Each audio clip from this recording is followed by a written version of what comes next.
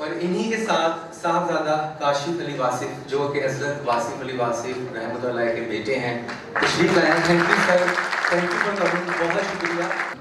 بسم اللہ الرحمن الرحیم.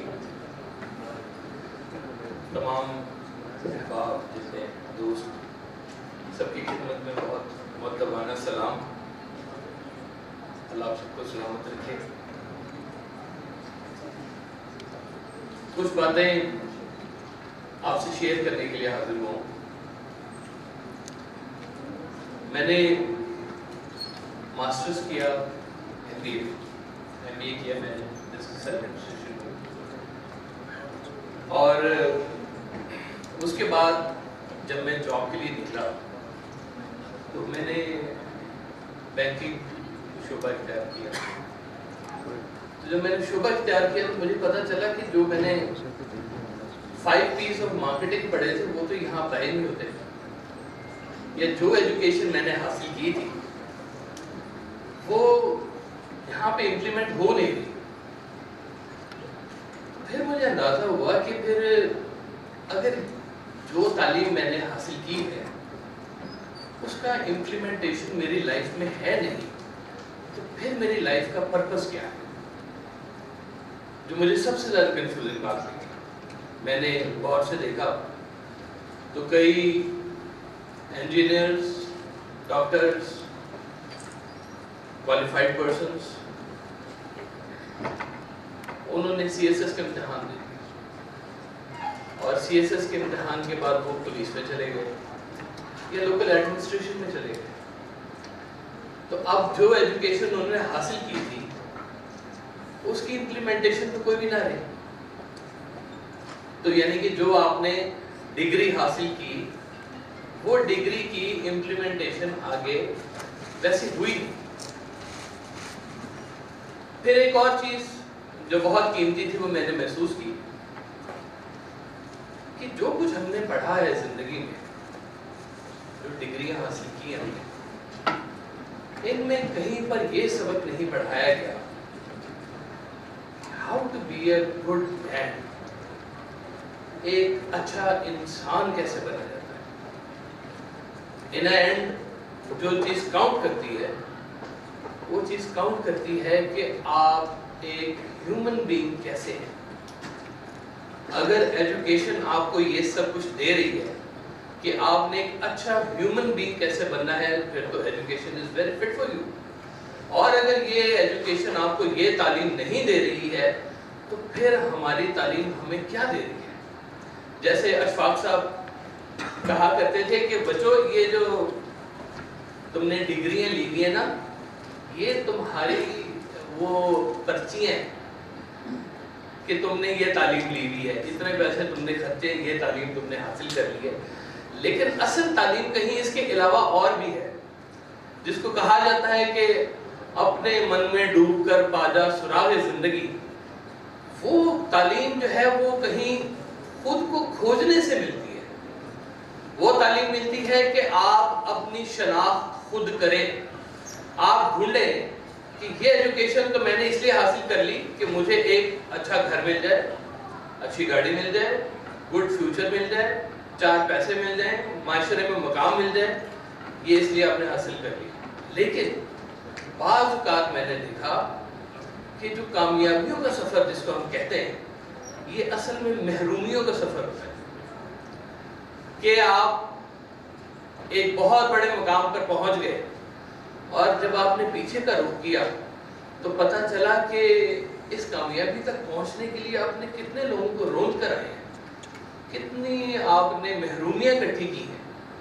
ایک بادشاہ کا ہم کتابوں میں ذکر پڑھا کرتے تھے کہ وہ بادشاہ سلامت جو ہیں وہ ٹوپیاں سی کے گزارا کیا کرتے تھے، بڑے نیک آدمی تھے، وہ بیت المال سے وہ پیسے تھوڑے سے لیتے تھے اپنے لیے. لیکن جب ہسٹری چیک کی گئی تو پتہ چلا انہوں نے بادشاہت کو لیتے ہی سب سے پہلا جو کام کیا تھا وہ اس نے اپنے باپ اور بھائی کو جیل میں ڈال دیا. یہ کون سی ایجوکیشن ہے کہ آپ نے زندگی میں کس محرومی کو اکٹھا کیا. اب یہ جو لوگ جنہوں نے کہیں پر کھوجا اپنے آپ کو، کہیں پر ڈھونڈا، تو انہوں نے یہ دیکھا کہ یہ والی تعلیم کہیں سے آئی ہے.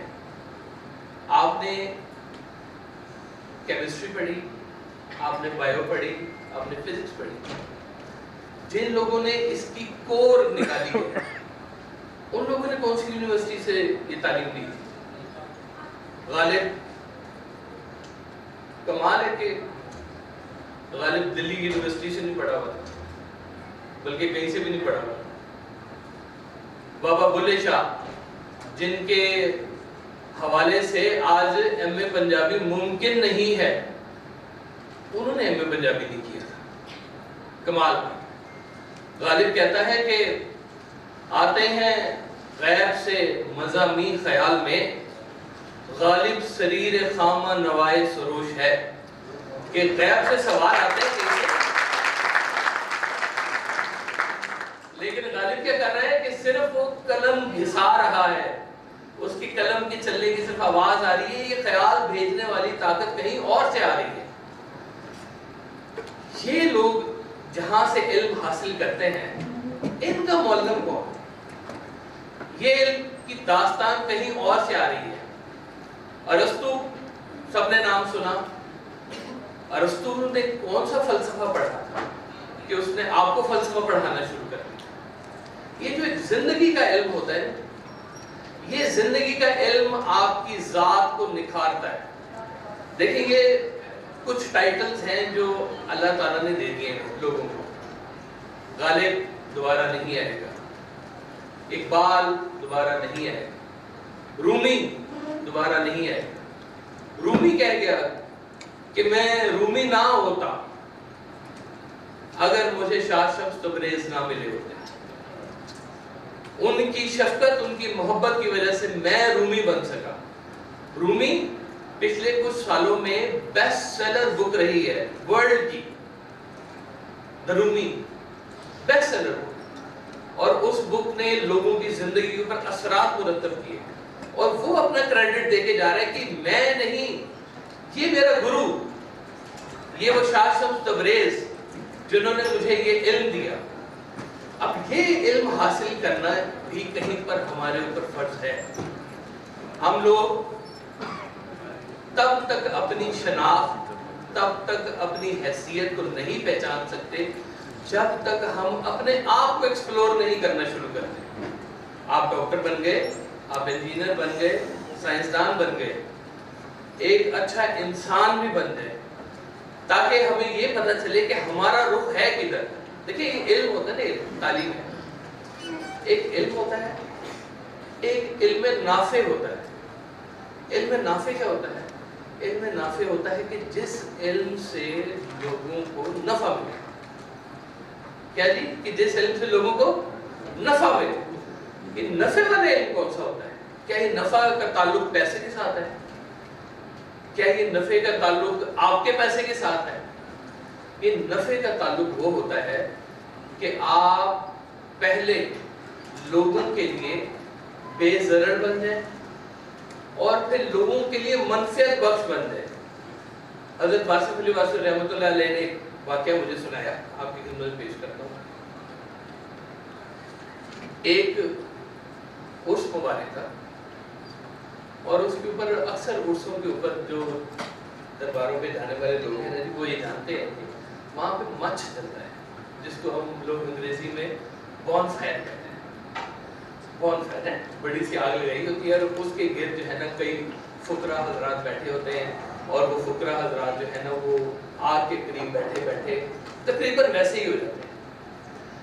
تو کہتے ہیں وہ واسف صاحب بھی وہ جا کے نا ان فقراء کے ساتھ بیٹھ گئے, اور بیٹھے بیٹھے 2 دن وہاں بیٹھے گئے ان فقراء کے ساتھ. 2 دن کے بعد اٹھے تو جو صاحب ساتھ گئے تھے انہوں نے کہا واسف صاحب کیا ملا آپ کو ان کے ساتھ بیٹھ کے؟ آپ کی آنکھیں سرخ ہو گئی ہوئی ہیں, بالوں میں مٹی پڑ گئی ہوئی ہے, کپڑوں کے حالات آپ کے برے ہو گئے ہوئے ہیں, تو یہ 2 دن ان فقیروں کے ساتھ بیٹھ کے آپ کو کیا ملا؟ تو آپ نے اس شخص سے کہا کہ تم 2 دن یہاں رہے ہو میرے ساتھ. جی بالکل. انہوں نے کہا اچھا بتاؤ 2 دن کوئی کھانے پینے میں کوئی کمی ہوئی؟ انہوں نے کہا نہیں, لنگر کھانا پانی سب کچھ آتا رہا. تو پھر آپ نے کہا کہ اچھا بتاؤ یہ 2 دن تم نے کوئی گناہ کیا؟ اس نے کہا کہ گناہ کی وجہ سے کرنا تھا, میں تو یہاں سے ہلا ہی نہیں ہوں. یہاں پہ تو وہ اللہ اللہ ہو رہی ہے اور اس کی باتیں ہو رہی ہیں, اللہ رسول کی باتیں ہو رہی ہیں, تو گناہ کا موقع کوئی نہیں ملا. آپ نے کہا یہی تو فقیری ہوتی ہے کہ فقیری بے ضرر ہونے پہ شروع ہوتی ہے اور منفعت بخش ہونے پہ مکمل ہو جاتی ہے.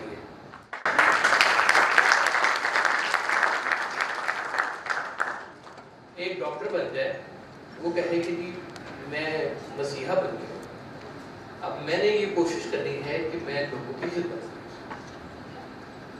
خدمت کرنے کے جذبے سے وہ آیا, اور کیا کیا اس نے کہ کچھ عرصے بعد اس کو مجبوریاں نہیں گھیری.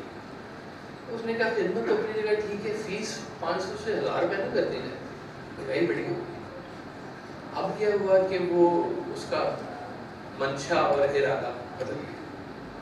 وہ 1000 سے کہیں 1500 پہ چلا گیا اور 1500 سے 2000 پہ چلا گیا. تو پتہ چلا کہ جس علم کے وہ نفع لوگوں کو پہنچانا چاہتا تھا, اب یہ وہ علم نہیں رہ گیا, اب بات کوئی اور بن گئی, اب اس کا اپنا نفع بھی میں شامل ہو گیا. یہ جو لوگوں کے لیے بھلائی کرنے والے جو لوگ ہوتے ہیں, یہ لوگ بڑے قیمتی لوگ ہوتے ہیں. آپ ضرور بنیں, ڈاکٹر بنیں, انجینئر بنیں, لیکن اپنے والدین کے تابعدار نہیں بنیں. یہ والی تعلیم آپ کو کوئی نہیں دے گا.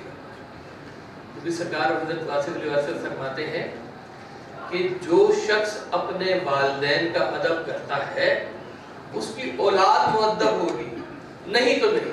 سادہ سی بات. آپ نے کہا کہ بھائی وہ جو جاہل تمہارے ماں باپ ہیں, جو نہیں پڑھ سکے, تمہیں پڑھا گئے ہیں, ان کو جاہل کہنے کے بجائے ان کی سادہ سی بات مان لو, تاکہ تمہاری علم کے اندر برکت پیدا ہو جائے. ہوتا یہی ہے. میں نے جہاں پہ ایجوکیشن آ کے ختم کی ہے, میرے بچوں نے وہاں سے شروع کی ہے. میرے دور میں موبائل فون کہیں نیا آیا تھا. میری چھوٹی 2 سال کی 3 سال کی بیٹی ہے, وہ موبائل کو ٹک ٹک کر کے چلاتی ہے. میں جہاں چھوڑ رہا ہوں وہ وہاں سے شروع کر رہے ہیں. یہ ایک دنیا کا فارمولہ ہے, لیکن برکت اس کے اندر یہ ہے کہ آپ اپنے والدین کی سادہ سی کہی بھی بات, وہ کہہ دینا کہ پتر یہ کام کر لے, تیرے لیے اچھا ہے تو کر لے. وہ یہ کہیں کہ بیٹا یہ تمہارے لیے ٹھیک نہیں ہے تو آپ نہ کریں. یہ جو برکتوں والا دور ہوتا ہے نا, یہ سر میرے خیال آئی جاؤ.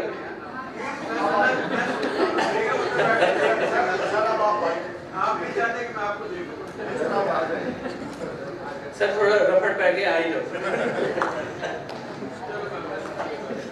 جناب جی میرے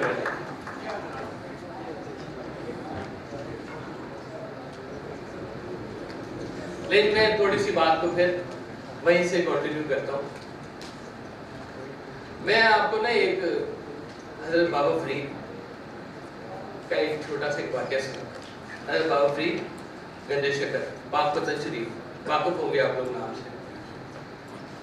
وہ بھی بڑے اور طرح سے انہوں نے دنیا کو دیکھا, بڑی اور طرح سے انہوں نے حقیقتوں کو جانا. وہ کہتے ہیں کہ میں ایک دفعہ گزرا تو میں نے دیکھا کہ ایک عورت دوسری عورت کو مار رہی ہے.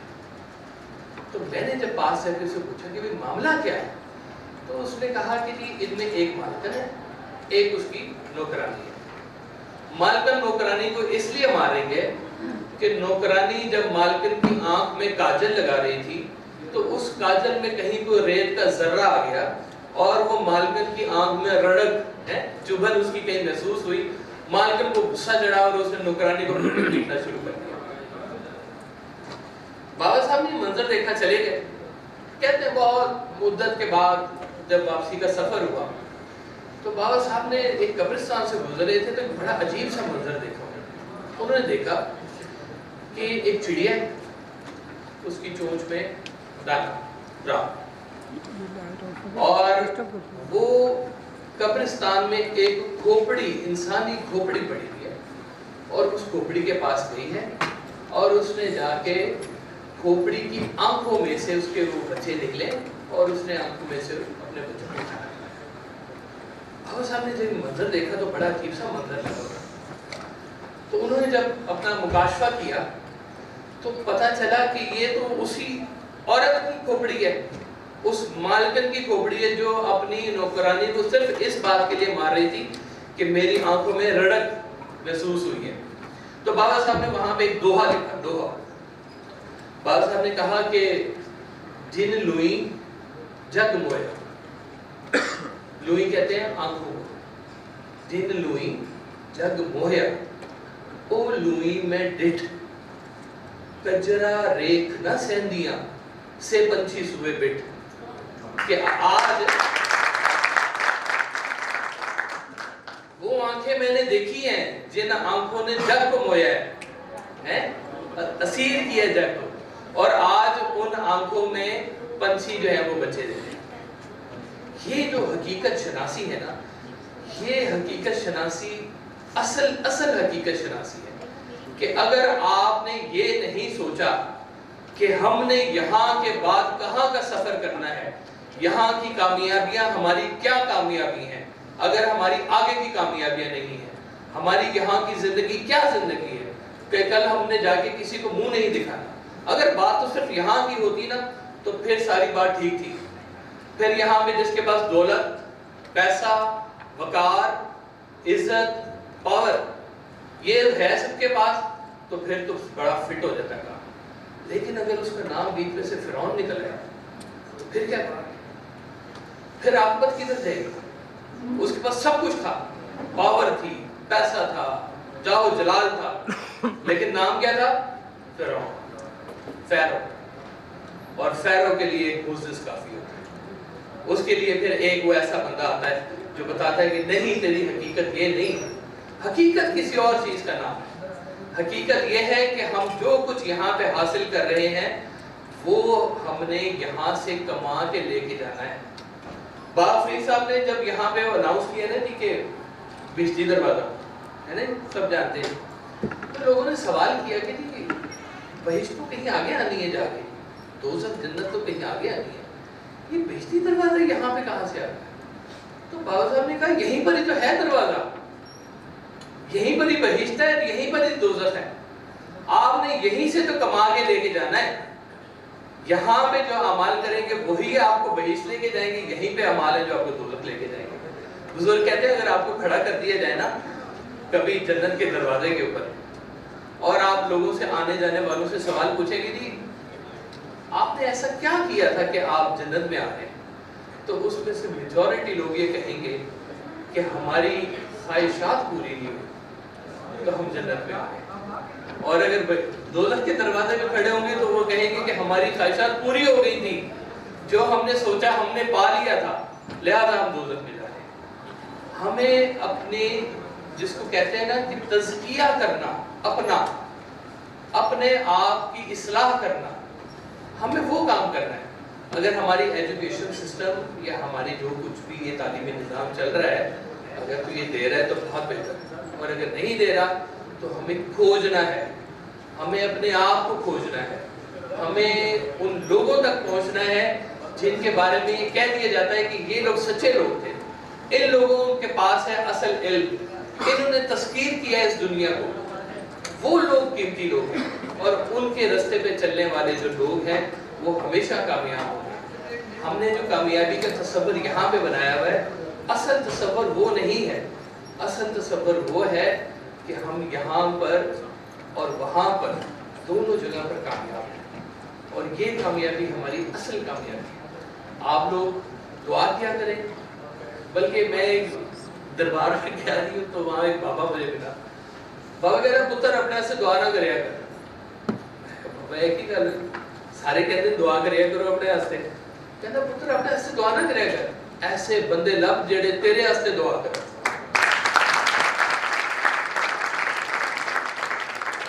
وہ لوگ قیمتی ہیں جو آپ کے لیے دعا کریں، ان لوگوں کو اپنی زندگی میں شامل کریں، ان سے فیض لیں، ان سے دعا لیں، یہ دعا بہت قیمتی دعا ہوتی ہے، اور یہی آپ کی عاقبت اور یہی آپ کی زندگی بناتی ہے۔ یہ زندگی وہ واسطہ کا ایک شعر آپ کو میں سنا دوں آخر میں، آپ فرماتے ہیں کہ واصف اسی دنیا میں وہ دنیا بھی ملے گی، واصف اسی دنیا میں وہ دنیا بھی ملے گی، ہے شرط کہ تم عشق کو سالار بنا لو۔ تو اللہ تعالیٰ ہمیں وہ حقیقی عشق عطا کرے۔ آپ سب لوگ جوان ہیں، نوجوان ہیں، تازہ ہیں، ابھی دور ہے کہ کہیں ایسا نہ ہو کہ آدھی سے زیادہ شب غم کٹ بھی چکی ہے اور پھر آپ کو ہم پھر بھی یہ کہتے ہیں کہ اب بھی آ جاؤ تو یہ رات پڑی ہے، اب بھی سب آپ کی زندگی میں ترقیاں دیں اور آپ کو اصل حقیقی علم سے آگاہ کریں۔ السلام علیکم۔